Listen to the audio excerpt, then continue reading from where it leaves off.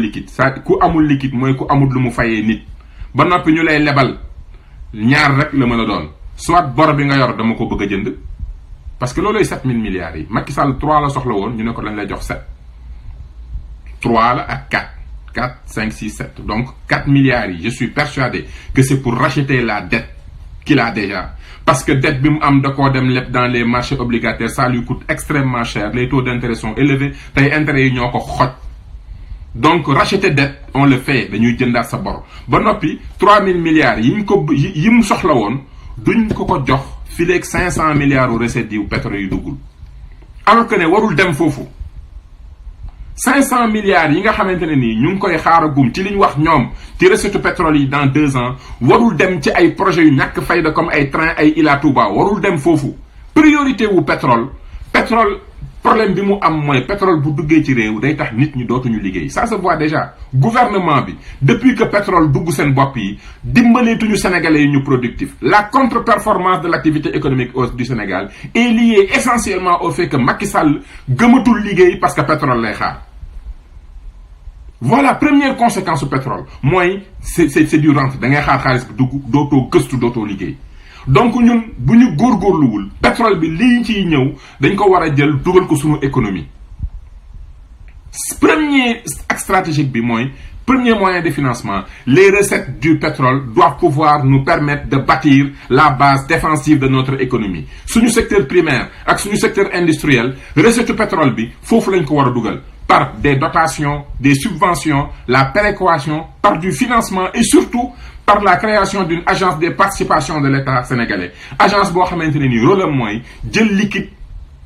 di lancer ay entreprises avec d'autres secteurs ñu wut des planificateurs des économistes des gestionnaires comme France ni mu ko amee li may wax nii tapé leen agence des participations de l'État français ngeen gis le portefeuille c'est des millions d'euros la France jël jox ko borom xam-xam yooyu ci lépp luy développement économique ñu créer entreprise ñoom moom Alstom ñoom moom ay SNCF EDF GDF Gaz de France entreprise française yi téye France yi tax français yi di mën di am transport électricité eau am internet am lépp luñ soxla te jarul dara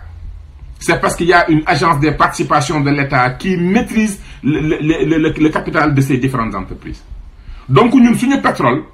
recettes yi dañ ko war a jël injecté ko mu nekk capitaux yu ñuy dugal suñu économie bañ koo jox ay entreprises étrangères à travers des contrats de construction yu amul benn njëriñ mais ñu jël ko xool lan mooy les ressources spécifiques de nos territoires lan mooy les secteurs agricoles yi nga xam ne moo ñu mën a permettre suñu autosuffisance ñu lancer ay entreprises fexe nu ñu exploiter suñu fer ñun fexe nu ñu amee société les réseaux ferroviaires du Sénégal société buy defar raay fexe nu ñuy amee SNCS bu Sénégal fexe nu ñuy amee lépp lu nga xam ne sénégalais bi da koy soxla ci journée bi pâte dentifrice saabu lu muy lépp ñu xool naka la ñuy xool dans le monde des entreprises yoo xam ne dañu ñëw ne leen dañu bëgg a créer filiale bu bees Sénégal ñun dañuy def 50 yéen ngeen def 50 ngeen lancé ko ñuy produire biir Sénégal mais ñun on est actionnaire majoritaire à 51 52 60% pour que ñu mën a maîtriser sunu économie parce que loolu c'est fondamental donc le pétrole doit pouvoir financer notre économie financer la construction de la base défensive de notre économie pas le contraire pas jël ko encore une fois lancer des projets yu amul benn sens yu nga xamante ne nii xaalis day dugg génnaat deuxième bi mooy il faut que ñu am des recettes c'est-à-dire que faut que ñu continuer la bonne progression des recettes ba noppi ñu maîtriser les dépenses faut que ñu am liquide c'est-à-dire que bu ñu fayee personnel fay fonctionnement joxe intérêt ak amortissement faut que mu am lu ñu dese lu doy lu ñu tax ñu mën a maîtriser sunu politique d'investissement waratuñu nekk situation boo xam ne comme bi Macky nekk en tension nga xam ne bu fayee bor bu fayee personnel fay fonctionnement génn intérêt ak amortissement yoratul dara pour mu def dara ci réew mi foog mu dem leb fu ne pour mën a lancer benn train loolu baaxul il faut que ñu augmenter les recettes maîtriser les dépenses pour que ñu ma fay personnel fonctionnement budget d'investissement bi bu ñu génnee intérêt joxe génne amortissement joxe mu am lu des loo xamante ne loolu dina mën a tax bu ñu demee di négocier avec des investisseurs ñu mën a contrôler les débats et les négociations mais boo ñëwee ci investisseurs yoroo dërëm yoroo sax loo xamante ne nii bu paree mën nga ko fay banque yi xam nga ne lu mu la sant loolu ngay def et c'est ça le problème majeur u réew mi léegi Abdoulaye Wade pouvait se permettre ce qu'il voulait il pouvait être vraiment dur avec les négociateurs parce que xamoon na ne contrat yi ñuy lancé yëpp day dugal nga day def nga def donc tu ne peux pas lui dire sa kii moo koy jox day def nga def intérêt la lay fay ñu lancer appel d'offre loolu la ñu war a ñëwaat bi ci topp et c'est sur ça que je voulais faire intervenir notre ami Abdourahmane Sarr parce que kenn ku nekk ak lu nga xam ne daf ci am benn niveau technique bu très élevé mooy les questions vraiment monnaie mooy suñu politique monétaire mu nekk lu nga xam ne dafa am solo mënuñ ko parce que ça le débat bi du question wu affaire u franc CFA yooyu il faut que ñu xam ñun lan lañ bëgg on veut bâtir notre propre économie nous voulons inverser la balance commerciale dañu bëgg am industrie dañu bëgg di produire maîtriser suñu niveau de vie quand les produits que sa économie di joxe da nga ko maîtriser di nga mën a am une maîtrise sur l'inflation di nga mën a am une maîtrise léegi bu fekkee da nga nekk ci logique politique économie dafa am na yoo xam ne da nga ko soxla maa ngi leen di renvoyer benn liggéey bu nga xam ne c'est un grand économiste pourtant moo ko def un économiste canadien mu tudd Robert Mundell mooy wax ne ce qu'on appelle triangle d'incompatibilité mooy en économie am na ñett yoo xam ne mënoo ko amandoo c'est impossible ñett yoo xam ne nga am ko en même temps mënoo ko am mënoo am taux de change fixe ne yow da nga ragal donc lépp dafa war a fixe pour nga tranquille ba noppi nga ne da nga bëgg a am mobilité des capitaux ba noppi nga ne da nga bëgg a am souveraineté monétaire économie ñett yooyu mënut a ànd da ngay tànn mais looy tànn par rapport ak économie bi nga am par rapport ak plan bi nga am moo tax le débat mooy ñun ñoo tànn France mu toog c'est nous qui voulons que la France soit là parce que on est irresponsable parce que amuñu fit parce que amuñu xam-xam parce que xamuñu lu ñu bëgg c'est ça le débat même convertibilité bi ñuy wax mais c'est nous qui payons c'est nous qui mettons suffisamment de réserves pour que la France accepte de faire ce qu'il fait pour parité fixe bi si aujourd'hui il y a pas assez d'argent au niveau des réserves parce que on a balance commerciale bi léegi dafa grave déficit bi dafa énorme France bëggatul parce que ça lui crée des problèmes mais parce que réserve bi su doyul danañu mais dem leen man mënatuma gérer li c'est nous-mêmes qui donnons à la France les moyens d'un soi-disant parité ak fixité ñun ñoo koy financer c'est parce que c'est nous qui voulons être irresponsables c'est nous qui ne voulons pas loolu parce que ñun ñoo xamul d'un point de vue de notre plan stratégique ñun ñoo xamul ne financement dafa am solo te financement mënoo ko def fileeg amoo ce qu'on appelle les instruments monétaires dafa nekk ay jumtukaay yoo xam ne boo buggee développement économique tu ne peux pas y renoncer mënoo ko bàyyi mu dem soit da nga naan man économie man daal naa fay ay salaire naa jël recette fay salaire France di liggéey di andi may jënd di consommer ñun ci africain ci loolu la ñu nekk le jour où on prend notre responsabilité ne dootuñu nekk ci lii on veut se développer on veut avoir plus on veut avoir mieux dañuy am aller chercher axe 1 le savoir deuxièmement la ressource humaine troisièmement le dispositif quatrièmement la technologie l'eau l'électricité cinquièmement on veut avoir les moyens financiers premièrement suñu pétrole duñ ko dugal ci ay chantier yu amul solo mais dañ koy investir suñu économie ba noppi suñu budget on va tout faire pour am budget d'investissement bu nga xamante ne nii bu ñu génnee intérêt ak amortissement il nous reste suffisamment pour avoir une maîtrise avoir un poids sur les négociations mais en plus de ça dañuy am les instruments monétaires nag lan la mooy taux directeur taux booy mën a yéegal di ko wàcce en fonction de l'économie si l'économie ralentit nga wàcce pour balancer consommation si l'économie dañuy consommer trop nga yéegal parce que ñaar yi gën a am solo ci politique monétaire mooy stabilité des prix ak développement économique te loolu da nga soxla banque bu nga xam ne dafa am ce qu'on appelle vraiment la souveraineté bi de la politique mooy par rapport ak économie Sénégal ni muy doxee ak sunu objectif en Afrique naka laay gérer sama taux di ko yéegal di ko wàññi ça ñun loolu lañ soxla loolu c'est incompatible ak fixité. Voilà le vrai débat. Le débat est économique, c'est de l'économie politique. C'est par rapport à la politique économique que tu sais, est-ce que lii fi nekk fixité bii ñu jël di ko financer par nos réserves choisir la France amaluñu njëriñ. Et c'est un faux débat d'ailleurs. Mais la question c'est qu'est-ce que nous voulons? Et monsieur Abdourahmane Sarr def na ci un débat très intéressant Qu'est-ce que nous voulons? Lan lañ bëgg? C'est ça l'enjeu. C'est notre politique économique. Ñun ñoo nanguwul a jël suñuy responsabilité. Xamuñu li ñu bëgg parce que amuñu xam-xam. Xam nga dafa am ñaari façon esclave. Dafa am esclave u kër ak esclave u tool. Esclave u kër maître bee koy dundal. Moom amul xam-xam parce que munta moom day jëw rek jël kii raxas tànku maître bi maître de mu jël mbàjj bi teg ko su maître bi yeewoo mu defal ko ay dàllam su maître bi di génn mu tàgg ko bu ñëwee mu ubbil maître bi moom ci néeg bi la toog. Esclave boobu il est un vrai esclave dans tous les sens du terme parce que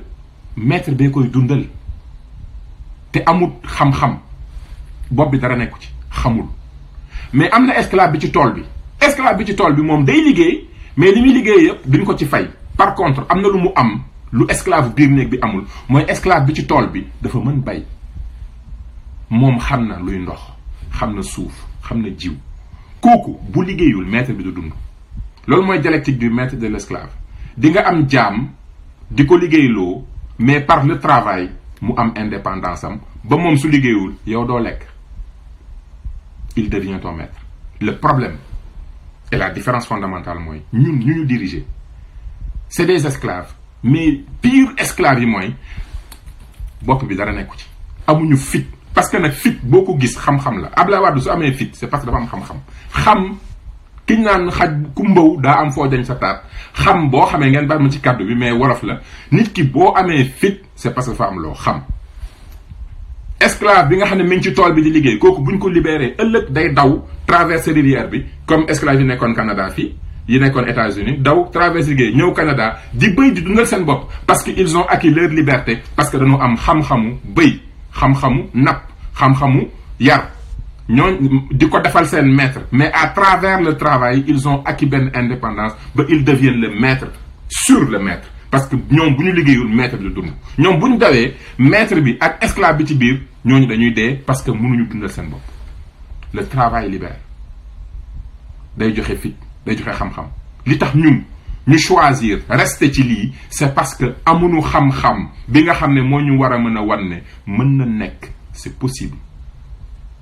dugg bëriwul sénégalais yu am chance u nekk France Canada liggéey système financier bi ba xam lan comment ça marche xamuñ ne banque centrale moom mooy déterminer dépôt au niveau des parce que banque commerciale moo yor dépôt dafa am war a am minimum de dépôt pour mën a di joxe crédit ce crédit c'est en fonction ce dépôt te banque centrale mooy déterminer volume des dépôts banque centrale buy yéegal naan dépôt minimum temps dépôt mi ngi agir sur l'économie parce que crédit moo yor économie crédit moom ngay li ngay financer entreprise moom ngay financer personnel c'est ça qui relance la consommation donc et le crédit mooy les monnaies scripturales dañ koy def les banques font du crédit en fonction de leur niveau de dépôt nag banques yi avec Bâle 3 et autres mais ak banque centrale ñoom ñooy décider ba noppi les banques aussi boo amul xaalis da nga ñëw ci banque centrale mu lebal la bu lay lebal bu ko neexee mu ne comme bugguma dëkk bi banques yi di lebalante ci taux bu yéeg man ku fi ñëw lebal ma dinaa lebalee temps fix loolu muy fixé ne ku fi teg xaalis ma rémunérer le temps ku fi ñëw ma financer le temps ce qu'on appelle la fourchette opérationnelle fourchette boobu mooy déterminer l'activité économique l'activité échange des capitaux des différentes banques commerciales ci dëkk bi lebalante xaalis bi dafay koy bloquer ci fourchette léegi nag fourchette boobu muy yéegal ak di wàcce moo qu'on appelle le taux directeur c'est lui qui détermine la direction de l'économie loolu boo ci renoncer sëñ bi mooy yow bëggoo économie xamoo économie c'est ça le vrai débat donc Robert Mundell da doon wax ne mënoo am ñett yëpp foog nga tànn mais da ngay tànn en fonction ci sa vision ci sa plan ci say priorité say urgence ak say axe stratégique boo xamee ne crédit mooy financer économie et que da nga soxla sa taux directeur war a gérer sa volume masse monétaire ba noppi buggoo capitaux yi ñu créé ci réew mi di génn parce que fixité li muy permettre mooy capitaux yi di mën a circuler mais yow buggoo loolu mais kon kay ñun xam nañ li ñu bëgg ñun suñu modèle économique il est plus proche bi Chine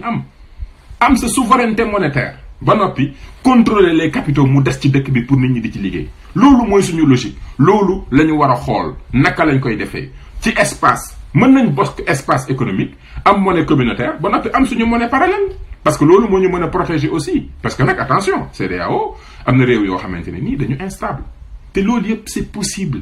c'est très facile nekkul lu compliqué mais mais la question c'est à voir, est-ce que am nañ xam-xam bi, est-ce que xam nañ utilité bi, est-ce que am nañ technicité bi. Nit ki lu la techniquement loo xam ne techniquement da nga ci limité xamoo ingénierie bi, mais donc doo ko ñemee. Loolu moo dal les Macky Sall les Dramane Ouattara la xamuñu ba noppi ils n'ont plus envie de faire des choses. moo tax renouvellement baax ci lépp. Donc bu ñu résumer les 5 axes stratégiques yi nga xam ne ku fi mënti ñëw boo échoué ci 5 yi sur une période de 10 ans da ngay échec. Premièrement, le savoir, recherche et développement, c'est fondamental. La planification, c'est l'usage du savoir dans la mise en œuvre des politiques publiques. Réew mu nga xam ne du ñu def recherche déjà rek changement climatique suuf si nu am ndox mi jën yi ci géej gi mooy jën yi di circuler végétation bi ni muy changer loolu réew bu ko xamul tu ne peux pas avancer mënoo ko ignorer boo ko xamul rek tu es dans une situation à risque. Je vais voir si Abdourahmane mën naa ko inviter. Bon, malheureusement il n'est pas là, mais c'est correct, je voulais juste l'inviter. Donc c'est ça qui est fondamental. Donc bu ñu bëggee tëgg live bi, parce que quand même maa ngi woon waxoon naa 1 heure, mais là je suis quand même à 1h30. Mais me résumer 5 axes stratégiques yi gën a am solo yi nga xam ne ni au-delà des urgences et pour régler les priorités yi mooy service pour les Sénégalais, service de proximité. Priorité bi ci topp mooy les équipements. Priorité bi ci topp mooy troisième priorité bi mooy l'activité économique. Secteur économique boo nekk ñu taxaw la ba nga mën a augmenter sa création de richesse ba noppi sa capital humain ñu préserver ko. Loolu mooy priorité sénégalais yi. am na nag des urgences cité woon naa ko ba noppi léegi loolu bu ñu ko bëggee régler am na 5 axes stratégiques yu nga xam ne gouvernement bu ko jëlul def ko priorité def ko ne lii mooy la stratégie fondamentale axes yi bu ma ci échecgee du ma dem. Première bi mooy recherche et développement sur tout ce qui est milieu de vie, cadre de vie, mode de vie et niveau de vie, parce que le savoir mooy base organisation. Tu organises un pays à travers un plan. Ce plan, il est fait à travers le savoir. L'organisation est à la base du développement. Si les pays développés sont développés, c'est parce qu'ils sont organisés. C'est pas compliqué. Tu es organisé, tu te développes. Tu n'es pas organisé, tu te sous-développes. C'est comme sa journée. Jëlal sa benn journée nga organiser ko. Teel a jóg def sa plan journée xool fi ngay jëm ak fi nga warul jëm def sport. xool li ngay lekk sa journée xool déplacement xool say priorité journée boobu nga xam ne da nga ko organiser à la fin de la journée li nga ci réaliser mais boo ko deful doo ko réaliser boo ko deful fii ngay nekk di seetaan lu ne nga seetaan ko di perdre sa temps ci yu kenn xam. Donc quand tu organises ton temps, tu organises tes ressources, tu organises ton espace, tu organises l'action que tu mènes, da ngay gagner de l'efficience, tu gagnes du temps et tu gagnes des retombées. L'organisation est à la base du développement. Tu t'organises, tu te développes. Tu es désorganisé, tu es en sous-développement. Mais organisation, planification moo koy teg. Pour nga organiser, une organisation se planifie. Mais planification, savoir moo koy dundal. Donc axe 1, recherche et développement. Axe 2, loo gis ay nit a koy def. Si tu ne connais pas le capital humain qu'il te faut aujourd'hui et demain, tey yan Sénégalais laa war a recruter. ak yan Sénégalais laa war a former pour dans 5 ans 10 ans 15 20 ans boo ko xamul fenn nga dul jëm parce que nit ñi benn loxo du tàkk benn président mënul dara. C'est toute une administration, c'est toute une industrie, c'est des entrepreneurs ñoom ñoo lay accompagner ñooñu il faut nga former leen foog nga éduquer leen foog nga préparer leen foog déjà sax nga xam ban profil la ñu war a am. Deuxième bi boo xamee loolu ce plan de déploiement. L'espace du Sénégal est constitué de plusieurs territoires soo ko ignorer rek ignorer lu am solo. Échec gu Macky Sall mi ngi commencé fi mu échecgee sur l'acte 3 de la décentralisation. Organiser le Sénégal en territoire, territorialiser les politiques d'infrastructure, de santé, d'éducation et d'économie ba mu échoué ci loolu la pare À la place loolu nga xam ne c'est vraiment de la planification mu def ces tournées politiciens là dem ci municipalité di leen promettre lu nga xamante ne tey il ça n'apparaît même pas dans le budget am na li mu doon promettre ci municipalité yi tous la ci deful parce que mënul planifier xamul ne li muy wax nii mënul ne parce que mënoo ko def ci 1% budget donc budget collectivité locale il faut mu évoluer dans les pays développés 50% du budget du pays est géré par les collectivités locales. Dans les pays émergents, c'est 35%. Dans la moyenne des pays qui font de la décentralisation, c'est 25%. Afrique de l'Ouest, c'est 6%. Sénégal, 2%. Le débat est clos. Nga jël le leader, Khalifa Sall, nga tëj ko ci kaso bi. Le leader de la décentralisation en Afrique de l'Ouest, qui organisait Africité, nga ne ko ràpp ci kaso bi. Xamoo sax li ngay def. Tu n'es même pas conscient de l'impact économique de tes actes. Ku organiser Africité nga xam ne l'ensemble des villes et cités unies du monde ñoom ñoo ko wuyu si nga jël ko tëj ko ci kaso bi di ko accuser loo xam ne boo demee ci yeneen mairie dans le monde am na des budgets spécifiques yu existent juste benn mécanisme nga xam ne yow yaa waroon wax ne mécanisme bi à partir de maintenant bëggatuma ko yaa ko waroon wax nga arrêté ko mais yaa ko fa teg ba noppi di ko tëjlu nga yaakaar ne yeneen maires yi xamuñu c'est n'importe quoi. Donc déploiement du dispositif territorialité, organiser le Sénégal en territoire, territorialiser les politiques publiques et mettre en place une décentralisation où la règle de la subsidiarité est respectée. Municipalité yi nga jox leen communes yi nga ñu am des communes viables xoolaat nga gën ko ngandal parce que am na communes yi nga xam ne village nga transféré ko commune yu kenn xamul la ay budget 2-3 millions ça ne sert à rien donc xoolaat taayu communes yi jox leen budget bu doy ba noppi jox leen compétence yu yem ba noppi organiser la structure organisationnelle d'une commune xool aussi ressources humaines bi fay nekk service yi fa war a ne parce que service yi c'est pour les Sénégalais ba noppi département nekk cadre sécurité sport ak vraiment intercommunalité mais la région mu nekk le chef de file du développement économique les plans économiques des territoires les plans d'infrastructure et d'équipement des territoires les plans d'aménagement et de développement durable des territoires 3 plans fondamentaux yi nga xam ne foog ñu am ko 4e élément bi mooy la maîtrise de l'eau et de l'électricité l'eau pour le primaire l'électricité le secteur industriel a besoin d'eau et d'électricité boo ko amul doo dem fenn pays émergents yi nee c'est 40-60% notre pays c'est 4%. ba noppi les nouvelles technologies c'est des éléments pour économiser des coûts c'est des éléments pour économiser du temps fii ngay toog soxla passeport Canada mënoo koo am alors que ne waroon ngaa mën a ñëw jël sa numéro passeport dem ci benn site dugal sa numéro passeport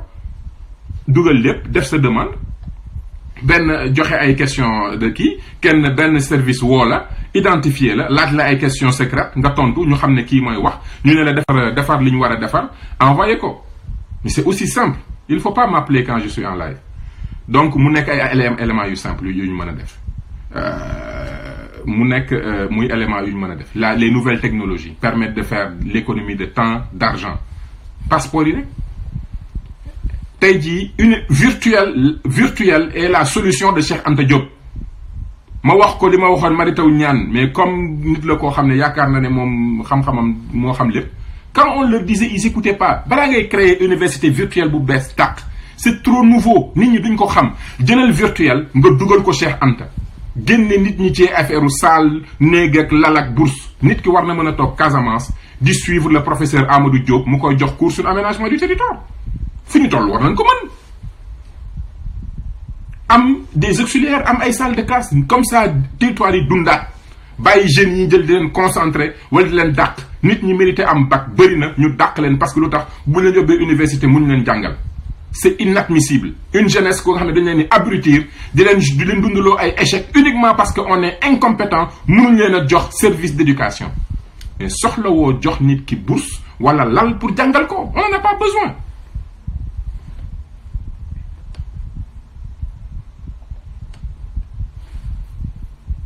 On n'en a pas besoin.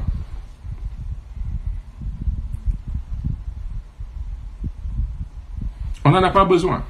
Donc, loolu mooy technologie yi. 4e point mooy la question du financement. Comment financer tout ça? La question du financement, comme je l'ai dit, ça passe par les recettes du pétrole, ñu injecter ko dans l'économie à travers des dotations, à travers des subventions, systèmes de péréquation, financement, à créer une agence des participations de l'État sénégalais pour avoir la maîtrise des fleurons de notre économie. Train, transport, chirurgie, métallurgie,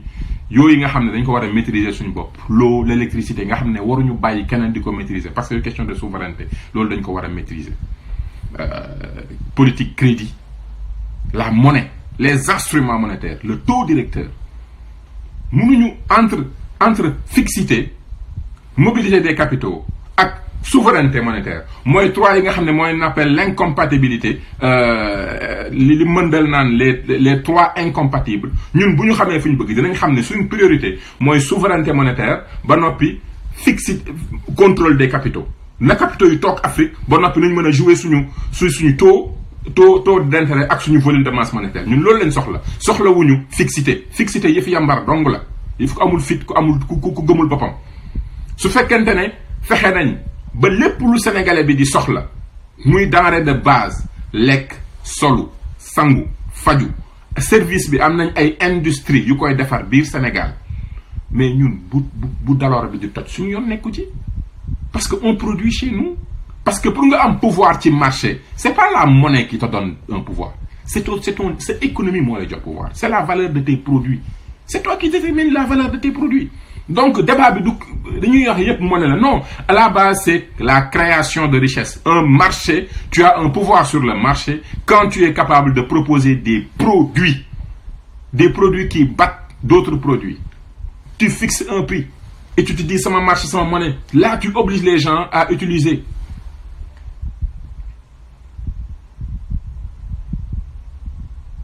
Donc, merci beaucoup. Il y a beaucoup de gens qui m'écrivent, donc ça me déstabilise un peu, parce que j'aime être très concentré dans ce que je fais. Voilà, je pense qu'on a fait le tour. On connaît les urgences. 7 urgences, on connaît les priorités. Les 5 axes majeurs. Échoué, tu ne peux pas avancer. Si le savoir des recherches est dispositif, ressources humaines, dispositif de gestion bi nekk fi doo dem l'eau électricité nouvelle technologie nekk fi doo dem dernier bi stratégie de financement il faut maîtriser ton investissement les recettes il faut les mettre dans l'économie il faut aussi avoir les instruments monétaires ku maîtriser wul ce taux directeur ku maîtriser wul ce volume de crédit ku nga xamante ne nii maîtriser wu nu may def ba capitaux yi des ci dëkk bi d'utiliser ce capital de lolo 5 yoyo c'est incontournable. Maintenant c'est pas des choses qui se font tout de suite. Pour que sa monnaie sa monnaie stable il faut que avant nga fexé ba sa économie nga réduire sa balance commerciale parce que balance commerciale li koy andi moy yow li ngay soxla pour dundu dang koy importer plus que li ngay produire sa réew mais su fekkante ne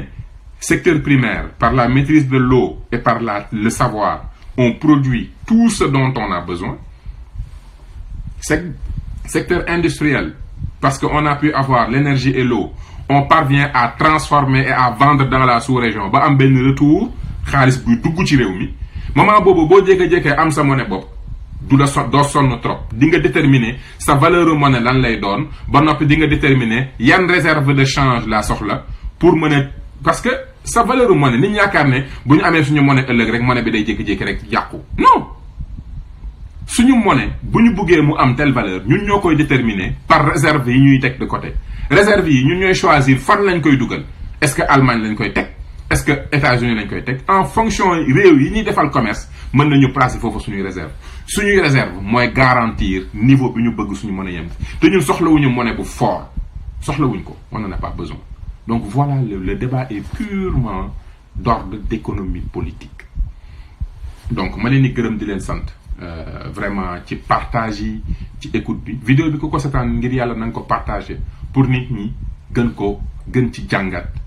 bu ñu amee ay remarques ñu def ko bu ñu amee ay questions ñu def ko ñu yónnee ma ko comme ça man ça me permettra prochainement ma def beneen live xam naa ne ñu ngi ci at mu jeex mi. Ma ciy profiter di souhaiter ñëpp une bonne année 2019 année 2019 bu nga xam ne dañ koy débuter par un Sénégal post-Macky, un Sénégal après Macky ah Sénégal bu nga xamante ne nii dinañu libéré ci ñi nga xamante ne nii amuñu gis-gis amuñu vision xamuñu planification gëmuñ xam-xam xamuñu planification mënuñu gérer te duñu évaluer la preuve ñu ngi dem di lebi te évaluer wuñ 4000 milliards yi ñu yokk ci stock de la dette bi fu mu mujj donc ñu nga xam ne mënuñu gérer xamuñu di woo vraiment opposition bi yëpp ñu bokk ci plateforme yi fexe ba sécuriser le vote pression bi war ci nguur gi ñu teg leen ko indicateur yëpp mi ngi wane ne Macky Sall mënut a am plus de 25%, 25 même 30% mënu ko dépasser nañu assuré wu qu'au soir du 24 février loolu leer ci bopp adduna bi yëpp avec les réseaux sociaux na ñëpp prêt ñu wan ko ne ko ñun mën nañu sécuriser boppam suñu élection parce que élection du mbir du yëfi benn nit yëfi toute une opposition la tout un pays la may sargal aussi sunu candidat Karim parce que wane na dëggoom ñu bëri ñu ngi doon douter mais jusqu'à maintenant mi ngi wane ne carrément que responsabilité bi ñu ko teg mi ngi koy assumer et sur ça on le remercie parce que nit ki bu ñu la jiitalee ay ñun ñu ñëw fekk la ci parti bi ñu jiital la ñu topp sa ginnaaw gis ne yaa ngi dëggal ba jusqu'au bout loolu la ñuy xaar ci yow et incha allah ñun dinañ jël suñu billet d'avion wàcc ci Sénégal xeex comme ñëpp parce que li ñuy exiger que leader yi def ko ñun aussi dañ ko war def ñu ngi wax immigré yi képp parti boo mënti bokk na nga fexe ba boo mënta dagg billet dem Sénégal dugg sa koñ wax ak nit ñi au moins na nga fexe ba nga jël sa téléphone nga jënd crédit 10 20 30 40 dollars 5 personnes yoo xam ne xam nga ne c'est des personnes yu am solo ci koñ bi nga wax ak ñoom pour ñu voter contre ce régime bi jóge fi ñu mën a leeral offre spontanée yi ñu mën a leeral emprunt obligataire yi ñu mën a leeral Petro-Tim ñu mën a leeral Big Togo mën a leeral OFNAC mën a leeral lu bëri parce que buñ Macky Sall bu toogaatee 5 ans encore ci réew bi man jàpp naa ne kon sénégalais yi tooñ nañu wàlliw parce que nattu mënta weesu régime bu nga xam ne dañu incompétent dañu tële xam-xam lañ amul yéene lañ amul mënuñ li ñuy def mënuñ ko parce que compte performance bi mi ngi nii de l'économie moins 40% par rapport ak progression des recettes dépenses yi explosé tension de trésorerie ak bor boo xamante ne ni nit ki lay lebal moo lay wax fi ngay def xaalis bi ki nga koy jox donc sénégalais yi di dundee di yëy xeer nekk ci ay jafe-jafe yu metti donc ñun suñu coalition vraiment dinañ xaar suñu tànk tubéy ba li sénégalais yi di xaar ci homme politique ñu def ko dinañ taxaw wane xam-xam wane dëggu wane liggéey pare rayante ñuy ñaax nag ñépp ku ci nekk tànnal ki la neex nga ànd ak moom nga ànd ceeg ngor respecté ñeneen ñi li ñu tànn kenn ku ci nekk ak say convictions mais le débat doit être un débat économique te loolu kenn du ko changer. On ne veut pas que l'élection yi nekk sur des débats de personnes. Le débat est économique. Le débat sur mooy la qualité wu suñu cadre de vie qualité suñu milieu de vie qualité suñu mode de vie qualité suñu économie suñu intérêt ñun débat bi foofu la ne est-ce que 7 ans yi faju nañu le mieux que ñu doon fajoo jàng nañ wala jàngale nañ lu gën lu ëpp nañ doon jàngale est-ce que suñu cadre mbalit mi wàññeeku na est-ce que set am na ci dëkk bi est-ce que dal am na ci dëkk bi est-ce que justice avancé na est-ce que recettes yi yokku na est-ce que dépenses yi gère nañ ko bu baax est-ce que xale yi am nañ liggéey le débat est purement économique ce sera sur des résultats concrets buñ ko yóbbu feneen qu'on respecte chaque parti Khalifa Sall nañ ko bàyyi mu nekk candidat Karim Wade nañ ko bàyyi mu nekk candidat Sonko nañ ko bàyyi mu nekk candidat yi nga xam ne déposé nañ seen 1% buñ ñu sonal mënuñu contrôler tous nañ bàyyi gars yi kuñ ci recalé rek dañ ci teguñ ko ci dëgg parce que ils n'ont pas les moyens d'un point de vue purement technologique et humain ils ne peuvent pas contrôler ça donc kuñ ci invalider teguñ ko ci yoon donc bu ñu invalider benn candidature bu ñu déposé nañu respecter les droits de Karim Wade respecter les droits de Khalifa Sall bàyyi le peuple sénégalais mu choisir son destin bu dee Macky Sall la ñu applaudir ko respecter ko bàyyi ko mu gérer encore 5 ans bu dee Karim Wade la ñu topp ci ginnaawam xar suñu tànk tugay réew mi bu dee Khalifa Sall la ñu jàppale ko bu dee Sonko la ñu jàppale ko parce que ñoo bokk réew mi li ñu bëgg mooy na Sénégal jëm kanam xam-xam dëgg jub comme li ma koy faral di wax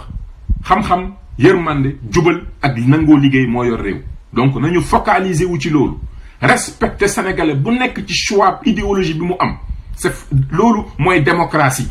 gëm nga li nga gëm naa li nga gëm li ma gëm mais na système bi dañ ko teg ci yoon justice bi na indépendante système politique bi na fair ba noppi ñu teg affaire yi ci yoon bi nga xamante ne kenn ku ci nekk boo demee góorgóorloo résultat ya nga am di nga xam ne ay la yéwén lii laa toll bu ko defee jàmm am ci réew mi mais bu fekkente ne dañuy jaay doole du ñu jéem a jaay xel du ñu jéem a ndigg sërëx fii daaray lëg la gudd nopp jaru fi jaay donc maa ngi leen di gërëm di leen sant ci suivre bi tey moom live bi gudd na mais il fallait que ñu dugg ci détails yi yëpp mënuma woon dugg sur les axes stratégiques te ñëw ma woon sur les urgences mais je pense que ne lépp maa ngi leen di jéggalu mais je pense que lépp xëy na am na solo di leen dox daje ba beneen yoon incha allah ci waxtaan wi ñu ngi dugg mois de janvier nag di leen souhaiter une excellente année 2019 nouveauté yu bëri yéene bi ñu am suñu réew am ko ci suñu candidat am ko ci suñu askan am ko ci opposition bi yàlla nañ ko yàlla yeggalin moom muy yeggali lépp ma leen di gërëm di leen sant encore une fois di leen jox rendez-vous à très très très bientôt merci